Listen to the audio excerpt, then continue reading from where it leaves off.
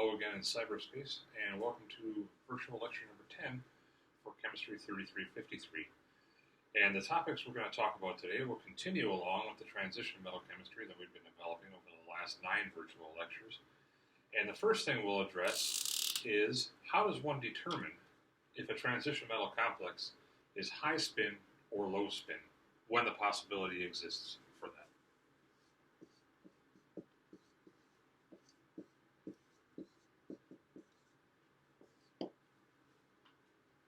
And of course, we wouldn't be here if there wasn't a way to tell, right?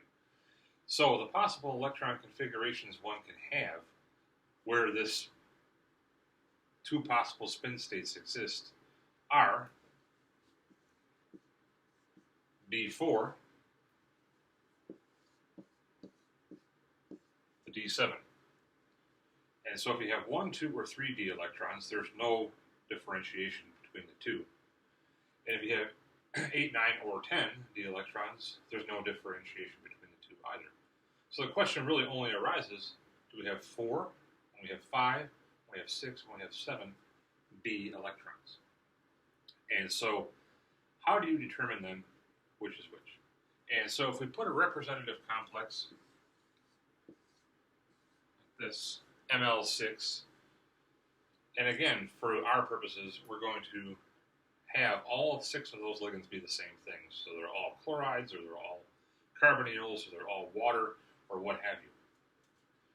It's actually the nature of the ligands that determines whether the complex will be high or low spin. And so, again, how do you come up with this? Well, there's a thing called the spectrochemical series.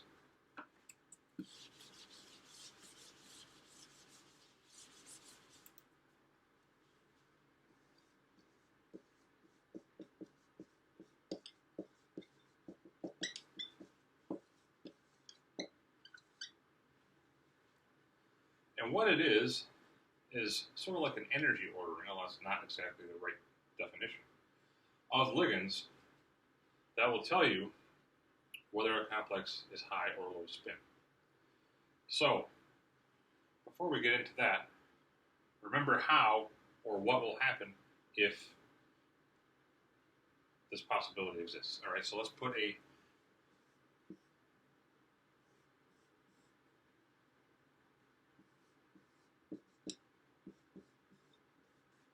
representative set of d orbitals in an octahedral field, which is what this is.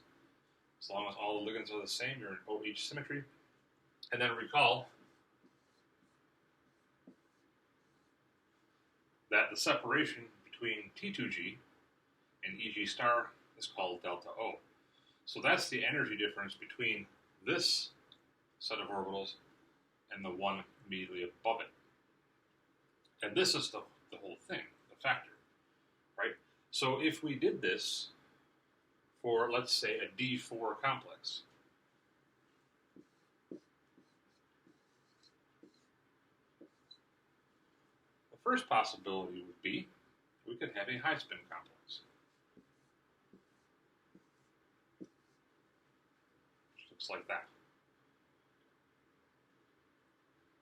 And so this is high spin. The other possibility then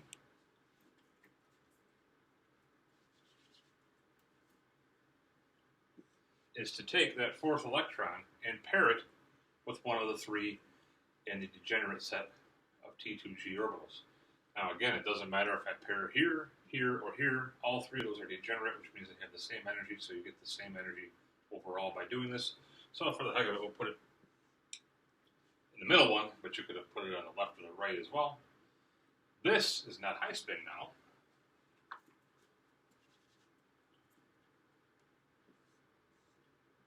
This is low spin. So the high spin configuration had 4 unpaired electrons, and the low spin configuration has only 2, hence the naming of it. And so again, which one a complex adopts depends on the size of this versus the energy required to pair an electron.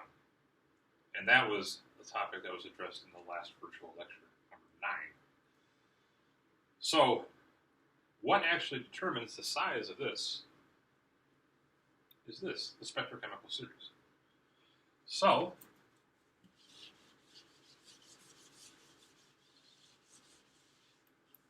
the spectrochemical series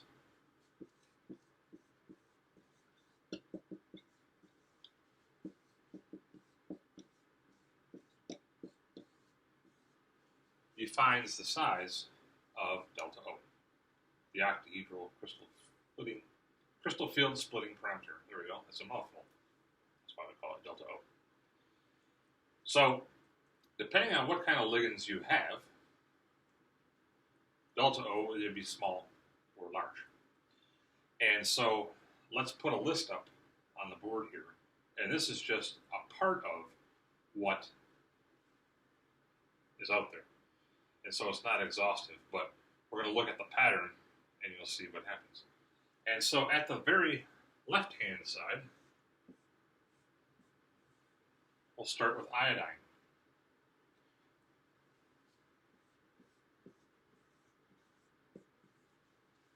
And bromine as bromide.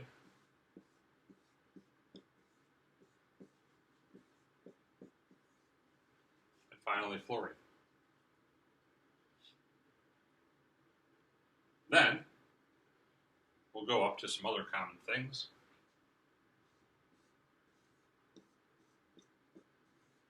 Hydroxide is in there. Continuing our list down here. Water will come next.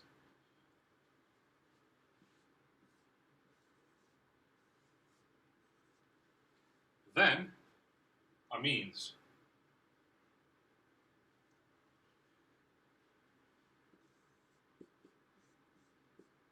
R can be H, so that would be ammonia as a ligand.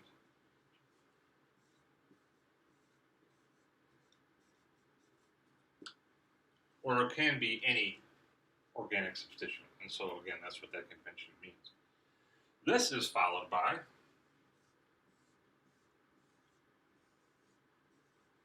phosphines, and the same thing we said here also applies for that, in that R group could be a hydrogen, so you'd have phosphine itself, or R could be methyl, ethyl, butyl, phenyl. That's a classic ligand in transition metal chemistry, triphenylphosphine, that is. And then the next two ligands would be cyanide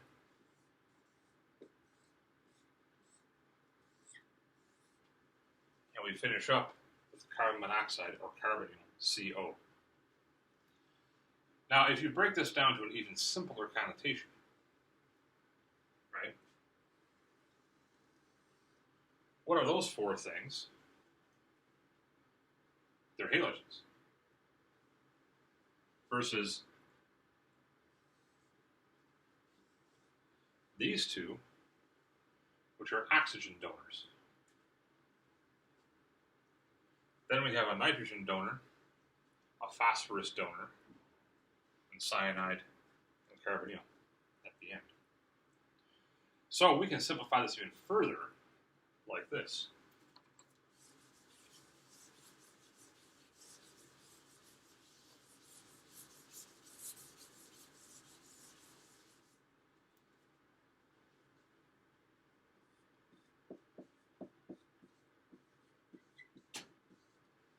The halogens, and they do go in that order, but as you'll see, it really isn't that important for what we're going to do.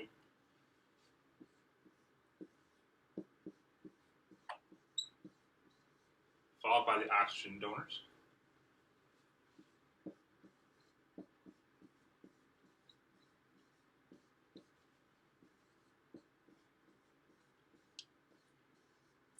Followed by the nitrogen donors, then the phosphorus donors, and then wrapping it up.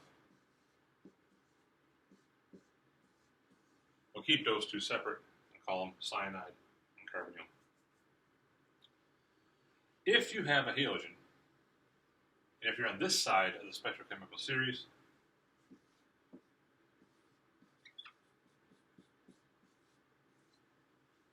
delta O is small. And so the separation between T2G and EG star is low. Whereas if you're at this end of the series, the reverse is true.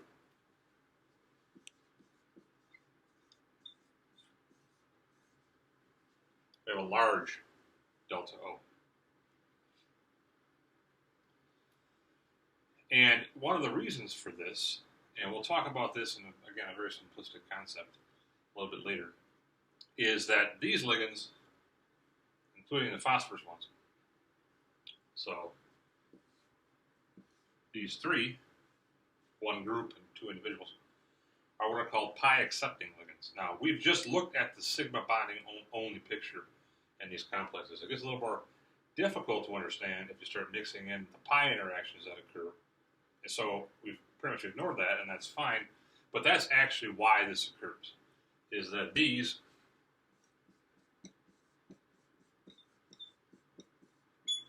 are what are called pi acceptor ligands.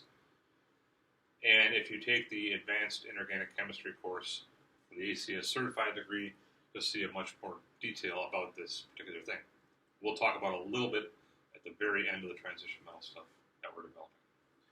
But anyway, this is what you need to know for the exam. This general ordering.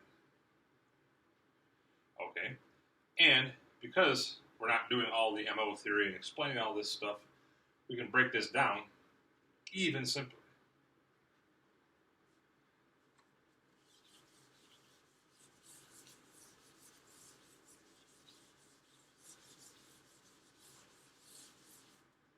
So because we now have an idea for what ligands are going to enforce a large delta O and which ones are going to enforce a small one, remember what it is that differentiates the two.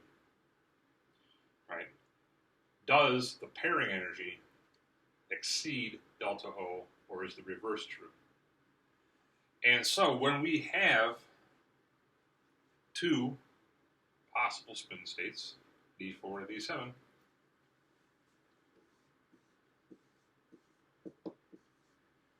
we can have low spin.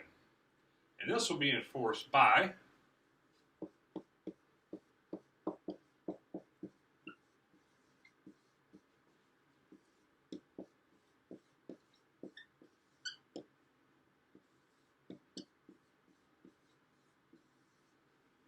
the halogens, the oxygen donors, and the nitrogen donors in the series. And so again, for what we're going to do, we don't need to worry about the actual differences and say, okay, I have hydroxide versus water here, or I have trimethylamine versus triphenylamine, or what have you. If you have a set of 6 halogens, waters or hydroxides or alkoxides or what have you, or nitrogen donors, we will assume that that complex will be low spin. And actually, most of the time, you'd be right in real practice as well. Then,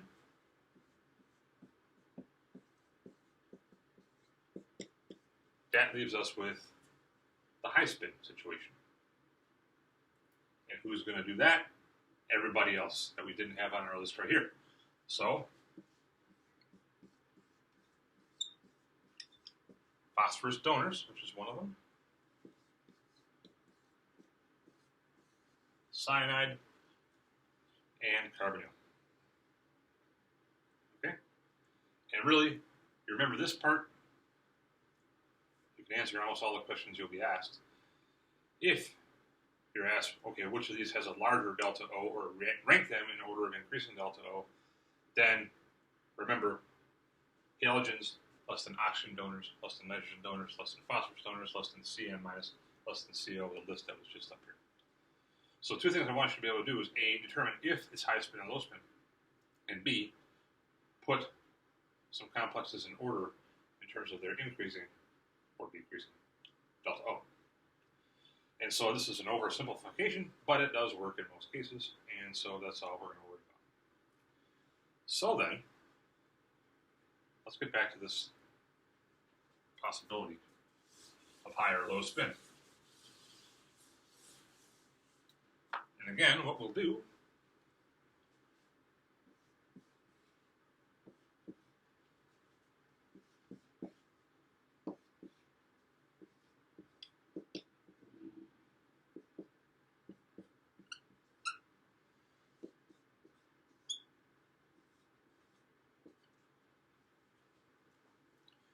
is this.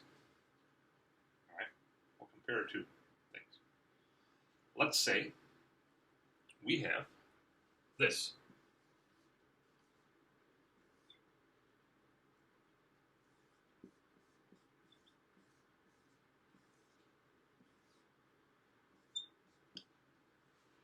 Manganese with 6 waters, so the hexaaqua ion of manganese 2. So again, you have to know how to assign the charges and things like that on the complexes to figure this out. 6 neutral ligands, an overall +2 charge must mean that manganese is +2. And so we can get that there just for good measure. Okay, let's compare that now. And again, this can be made much more complicated than we're going to do it. We'll keep apples with apples. And we'll go with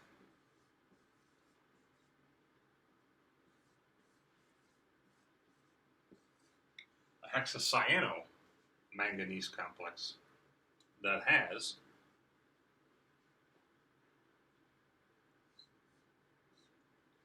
a 4- charge.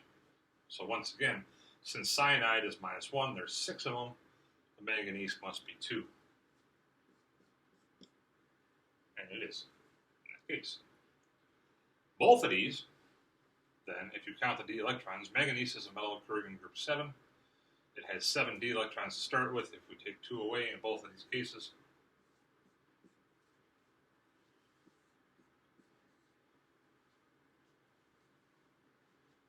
they're both d5. Okay? So now, using your knowledge of the spectrochemical series, the one on the left is going to be low spin. And this one, where you're at the right-hand side of that series,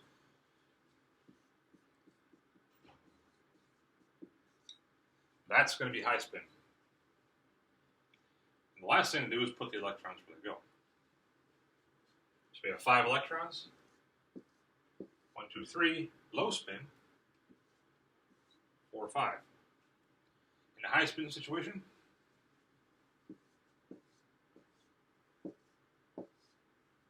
5 unpaired electrons. And that's the gist of the whole thing. So if this is a manganese with a phosphine on it, a cyanide, which we actually have, or carbonyl, this is what you would get. If it's anything else, this is what you would get. And remember from last time too, that, yeah, what if we had a situation where there's 4 unpaired electrons?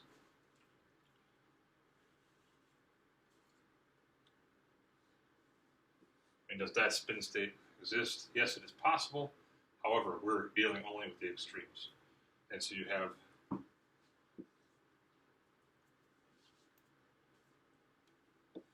one situation or the other. Okay? And so you should be able to do that for any complex that I give you the formula of. Now the next question then becomes,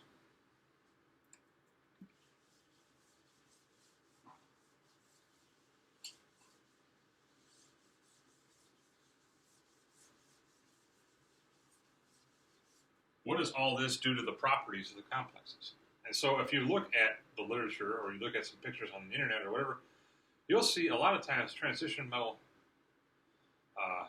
water aqueous solutions or solutions with transition metals in a different solvent tend to be colored. Where does that come from? And the other thing is the thing magnetic or not? Let's address that one first. Remember what this means.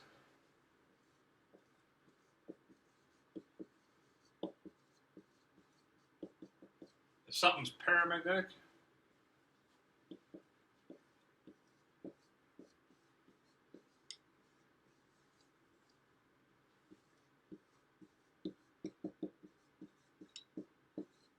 it has 1 or more unpaired electrons. It only takes 1. You can have more than 1 as well.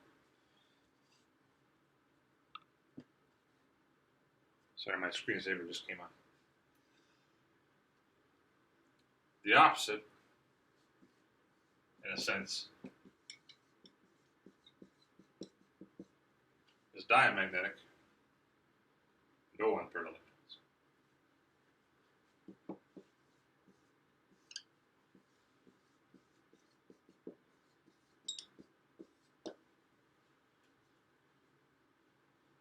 So one complex with a given set of ligands and its given d electron count could be paramagnetic, and if you switch up the ligands, the resulting complex could be diamagnetic.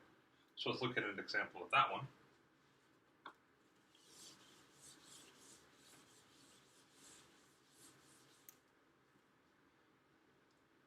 And what's a good number to pick? 6 is a good number to pick.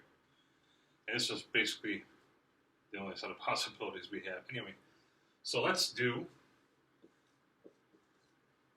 iron in the +2 oxidation state.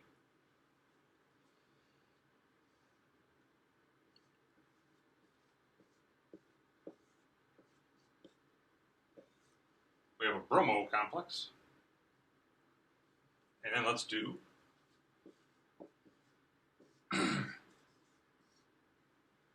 actually, let me change that just for the heck of it.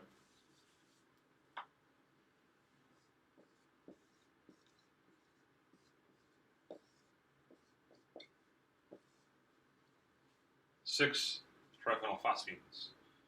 So triphenylphosphine is a neutral ligand.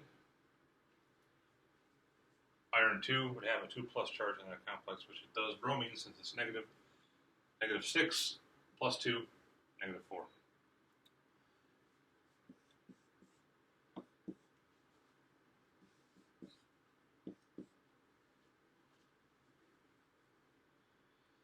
So, once again, the two possibilities.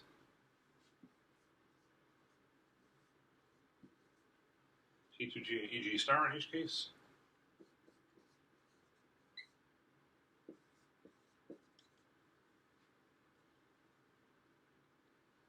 This one's going to be low spin.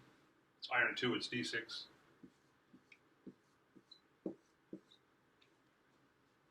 No unpaired electrons.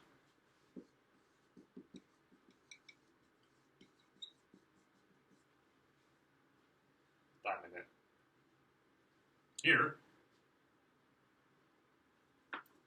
I got that backwards.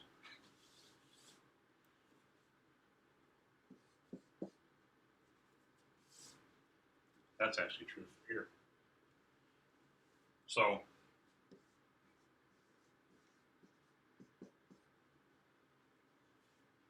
triphenylphosphine will always make a low spin.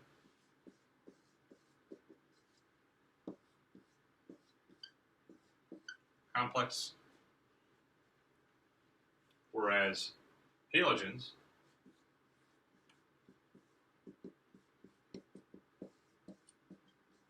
will make it high spin.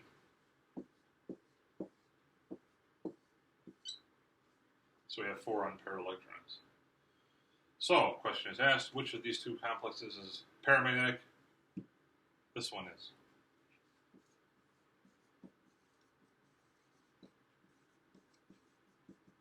It has 1, actually it has 4 unpaired electrons, whereas this triphenylphosphine complex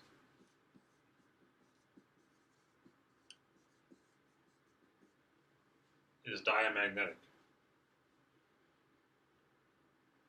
Now, is it a situation where you cannot get a diamagnetic complex of a metal? Sure. A D4 situation? High spin or low spin? In either case, you have unpaired electrons. Therefore, both spin states are paramagnetic. And so that's an important concept to know. And we will move on to the next one in actually another lecture, since this one's already getting kind of long. So we'll see you then.